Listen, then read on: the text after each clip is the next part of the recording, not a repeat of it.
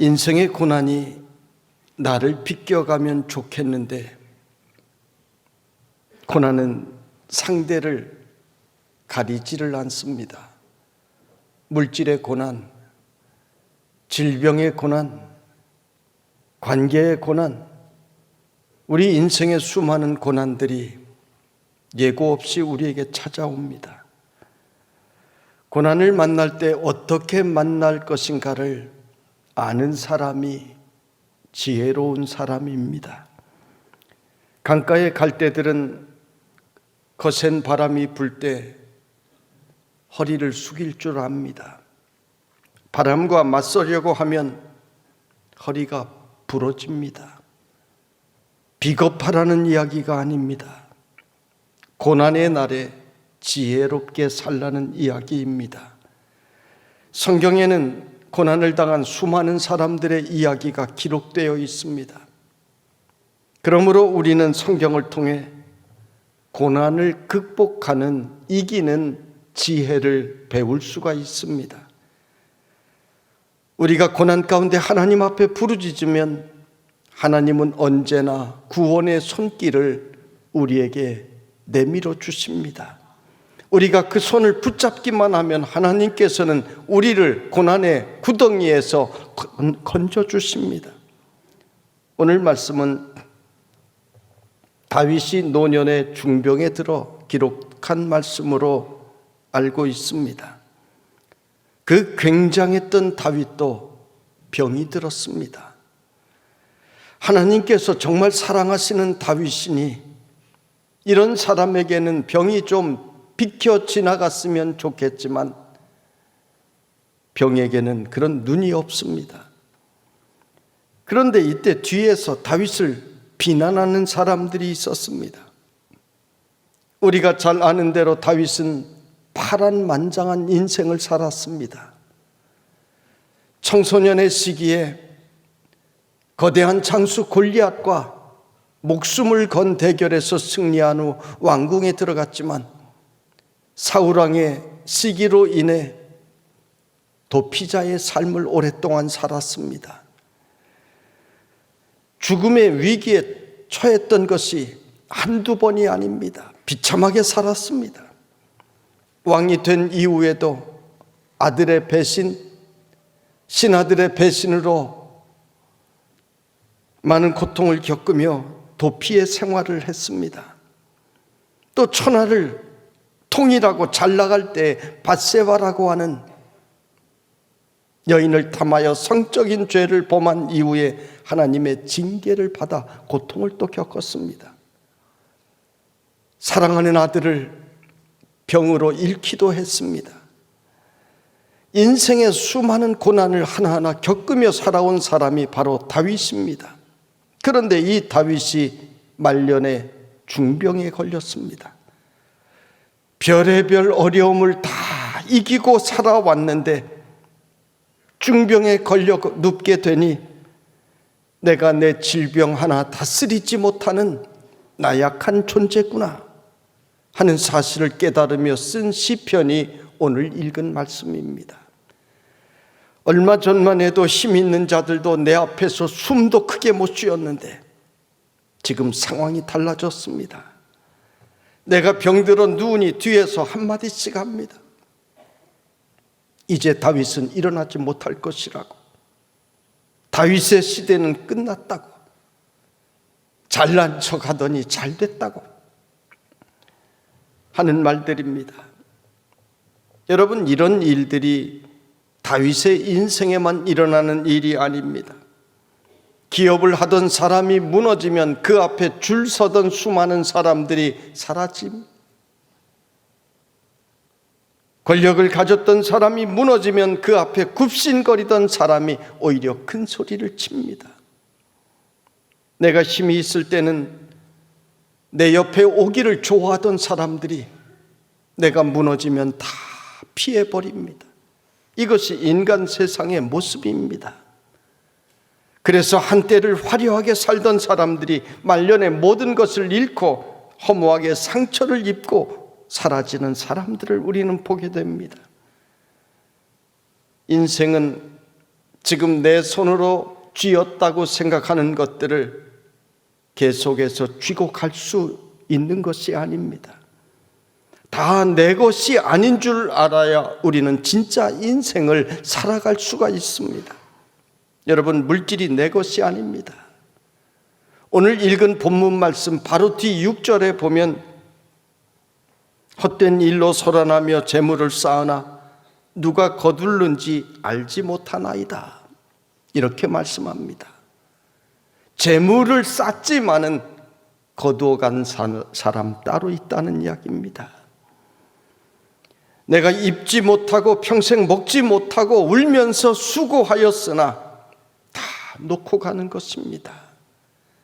여러분, 명예는 내 것입니까? 권세는 내 것입니까?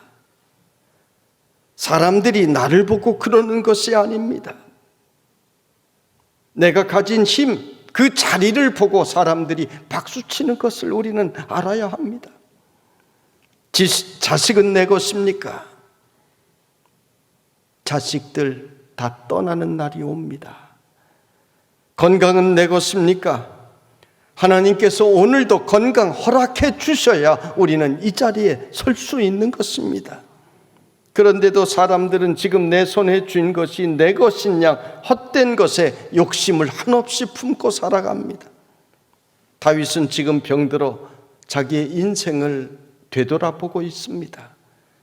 아, 다 내 것이 아니었구나. 그 금은 보화, 내가 자랑했던 그것들이 내 것이 아니구나. 다른 사람들이 다 이제 가져갈 것이구나. 내가 가졌던 왕의 권력이 내 것이 아니었구나.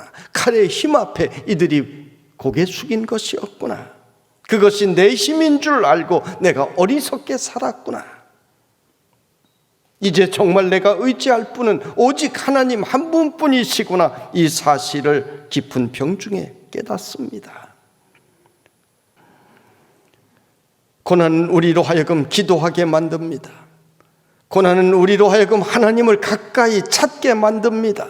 고난은 우리로 하여금 믿음이 강하여지게 만드는 것입니다. 우리가 조금 전 부른 찬송 내 주를 가까이 하려 함은 십자가 짐 같은 고생이나 내 일생 소원은 늘 찬송하면서 주께도 나가기 원합니다. 이 찬송 옛날에 굉장히 많이 불렀습니다. 옛날에 교회에 모이기만 하면 이 찬송과 함께 지금까지 지내온 것 주의 크신 은혜라, 은혜 없이는 살아올 수 없다는 것을 모이기만 하면 18번처럼 이 두 찬송 늘 불렀습니다.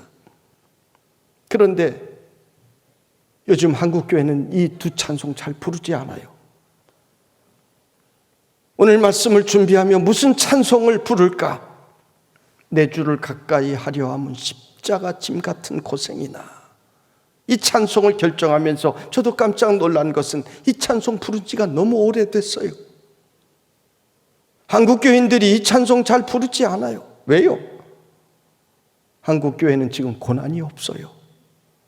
너무 편하게 살았어요. 너무 잘 되었어요. 우리 신앙의 선조들은 모이기만 하면 십자가 짐 같은 고생이나 찬송을 부르면서 기도하며 하나님께 더 가까이 갔고 믿음이 강해졌고, 그래서 그 가난했던 나라 그 맨손으로 오늘의 이 굉장한 한국교회를 일구어냈습니다. 그런데 오늘 한국교회는 고난이 없고 너무 편하게 지내왔어요. 오늘 코로나를 만나면서 이 찬송이 우리의 문제구나 하는 마음으로 다가왔습니다.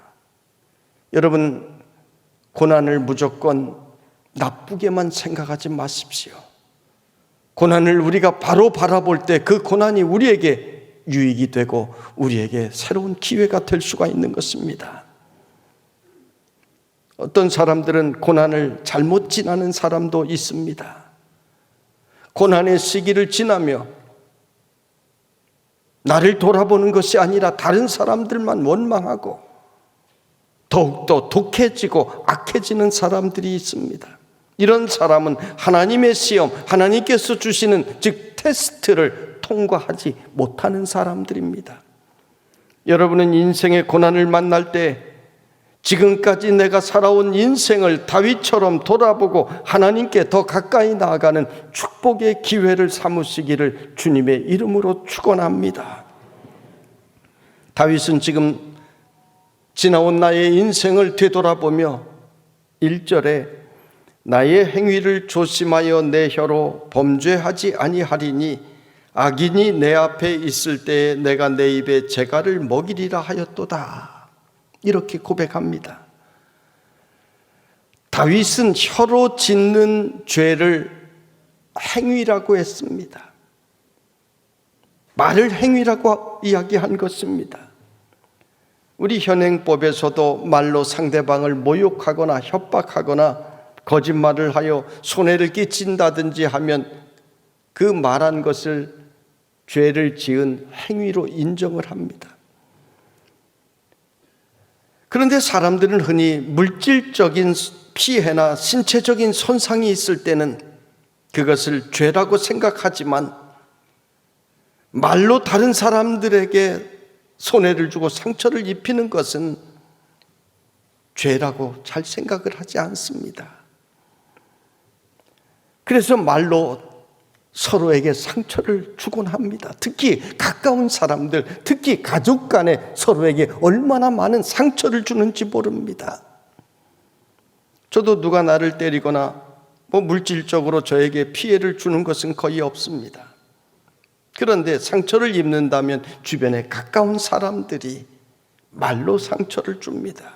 그래서 그 말 때문에 괴로워합니다. 너무나 쉽게 다른 사람에게 말로 상처를 주는 사람들이 있습니다. 칼로 만들어진 상처는 시간이 지나면 치유되지만 말의 상처는 평생토록 잘 치유되지를 않습니다. 성경은 말로 지은 죄를 분명히 범죄라고 말씀하고 있습니다. 우리의 이 죄를 우리는 회개해야 되는 것입니다. 그렇지 않으면 이 죄가 점점 더 커집니다. 하나님은 죄 있는 자의 기도를 응답하시지 않습니다. 우리가 매주일 예배마다 내 죄를 고백하고 사죄의 은총을 구하는 이유가 어디에 있습니까? 그것은 내 죄의 문제가 해결받고 그래서 하나님을 만나고 그래서 연락하시는 예배를 드리고 그래서 응답받는 기도를 드리기 위해서인 것입니다. 그런데 내가 말로 날마다 죄를 지으면서 나의 죄를 죄인 줄 모른다면 어리석은 사람인 것입니다. 얼마 전 은퇴하신 한 유명한 목사님이 이런 말을 했습니다. 교인 중에 목에 칼이 들어와도 할 말은 한다는 사람이 있었답니다. 이분이 하는 이야기가 그렇다고 꼭 틀린 이야기들은 아니더랍니다. 되게 맞는 이야기 하더랍니다. 남들이 보지 못하는 문제를 콕 집어서 이야기를 잘합니다. 그래서 맞다. 교인 중에 이런 교인도 있어야 되겠다 생각을 했답니다. 목회를 마칠 즈음에 돌이켜 하나하나 생각해 보니 정의롭다고 하는 그 사람 때문에 교회에 문제는 다 일어났었고 상처 입은 사람들은 그 사람 때문에 상처를 입었었고 그 사람 때문에 교회는 늘 시험에 들곤 했었다는 것입니다. 그래서 고민하면서 성경을 읽다가 고린도전서 13장을 새롭게 읽게 되었는데 내가 사람의 방언과 천사의 말을 할지라도 사랑이 없으면 소리나는 구리와 울리는 꽹과리가 되고 이 말씀입니다. 사랑으로 하지 않는 정의는 그것은 헛것입니다. 그래서 내게 있는 모든 것으로 구제하고 내 몸을 불사르게 내어줄지라도 사랑이 없으면 아무 유익이 없다. 헛것이라 성경은 말씀합니다. 여러분 정말 사랑하면은요 허다한 죄도 덮어줍니다. 그 죄를 내가 오히려 뒤집어 쓰기도 합니다. 예수님께서도 우리를 너무나 사랑하셔서 우리의 죄를 대신 뒤집어 쓰셨잖아요. 사랑이 없이 정의만 이야기하면 자신이 행하는 폭력까지도 정당화시킵니다. 자기들이 하는 것은 다 옳다고 생각합니다. 그래서 오늘 다윗은 악인이 내 앞에 있어도 내 앞에 재갈을 먹여 하나님께 범죄하지 않겠다라고 고백합니다. 내가 입을 닫고 선한 말도 하지 않겠다라고 합니다. 악한 자들에게는 선한 말을 해도 그 말이 그들에게 제대로 들리지를 않습니다.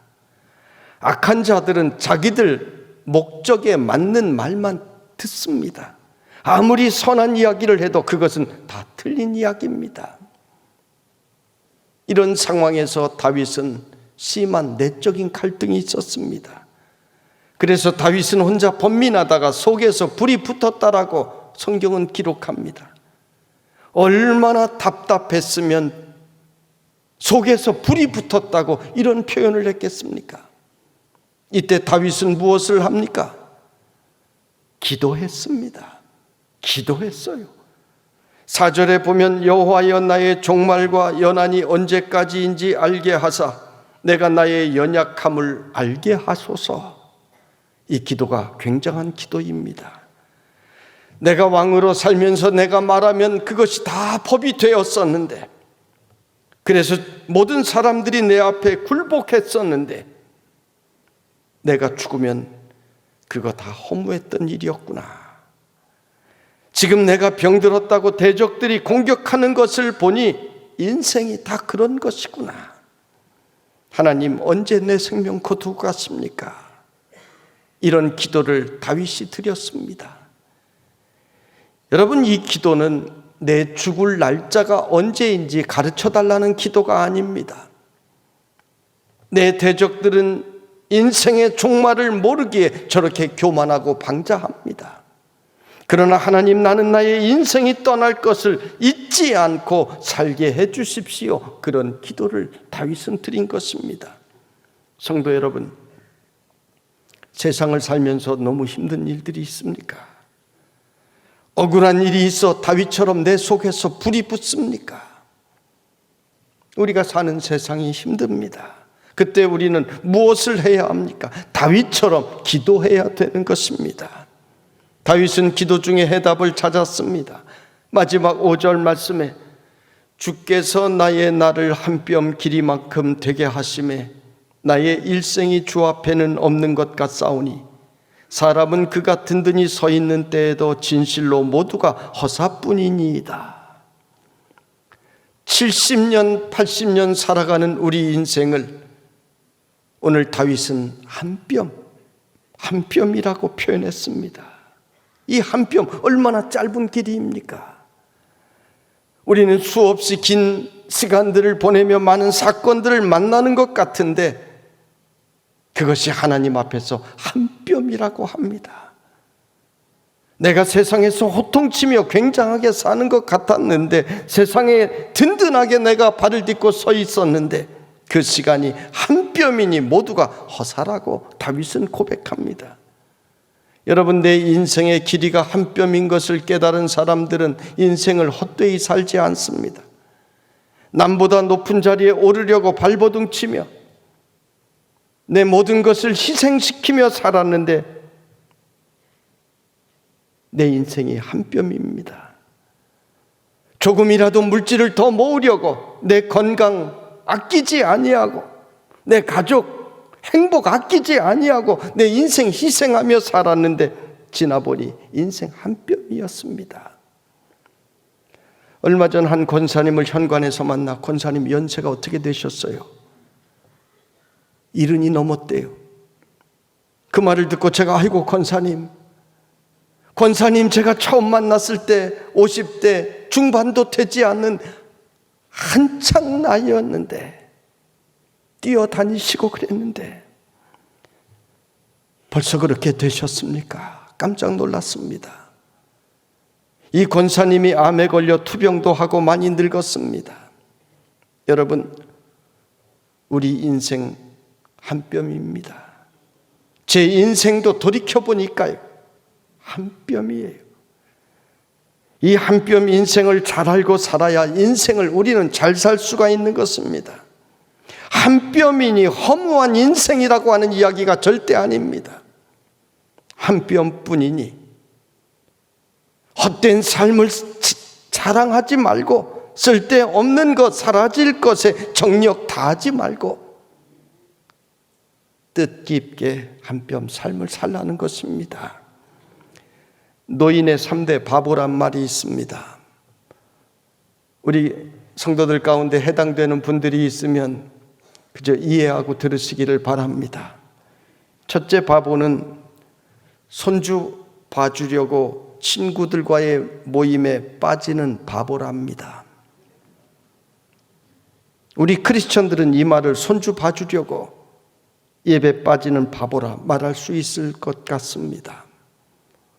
둘째 바보는 늙으면 자식들이 용돈을 매달 꼭꼭 챙겨줄 것이라고 믿고 재산을 모두 넘겨주고 나이 들어 자식들 눈치 보는 바보랍니다. 찔립니까? 셋째 바보는 자식들이 놀러 왔다가 자고 갈 때 혹시 불편할까 봐 방 여러 칸짜리 필요하지도 않으면서 큰 집에 사는 바보랍니다. 노인들이 얼마 후에 일어날 일들 생각하지 못하고 우리 인생 그렇게 살아갑니다. 우리는 세상에 소망을 두는 것이 아니라 하나님께 소망을 두고 살면 새로운 세상이 열려지게 되는 것입니다. 오늘 말씀은 여러분 두 가지를 기억하셔야 합니다. 첫째는 혀로 범죄치 않아야 합니다. 다윗은 악인이 앞에 있을 때에도 범죄하지 않으려고 내 입에 재갈을 물렸습니다. 대신 그 입술로 하나님께 기도드렸습니다. 우리는 세상에 사는 동안 입술로 죄짓지 않기 위해 힘쓰는 성도들이 되시기를 바랍니다. 우리는 입으로 화평을 만들고 입으로 복음을 전하고 입으로 하나님께 기도하고 찬양하는 성도들이 되시기를 바랍니다. 둘째로 우리 인생은 한 뼘입니다. 내 인생의 한 뼘이 어디까지일지 우리는 아무도 모릅니다. 우리 인생이 한 뼘뿐인 것을 알면 우리는 하나님을 바라볼 수밖에 없습니다. 세상에서 대단한 일을 해도 하나님 앞에서는 한 뼘입니다. 그러나 하나님을 바라보고 살면 그 한 뼘 인생이 가치 있는 인생이 되는 것입니다. 복된 인생이 되는 것입니다. 우리가 세상에 든든히 서 있을 때에도 내 인생이 한 뼘뿐이구나 생각하면 우리는 사람 앞에서 겸손할 수 있습니다. 힘든 세상도 넉넉해질 수 있습니다. 한 뼘뿐인 것을 생각하면 어려운 상황 속에서도 견뎌낼 수도 있습니다. 죄의 유혹도 참아낼 수 있습니다. 하나님의 영광을 위하여 나의 것을 드릴 수도 있습니다. 도림교회 성도 여러분, 힘든 세상을 우리가 삽니다. 그러나 한 뼘 인생이구나 생각하며 우리의 입술로는 하나님을 찬양하며 복음 전하며 하나님께 영광 돌리며 사는 성도들이 되시기를 주님의 이름으로 축원합니다.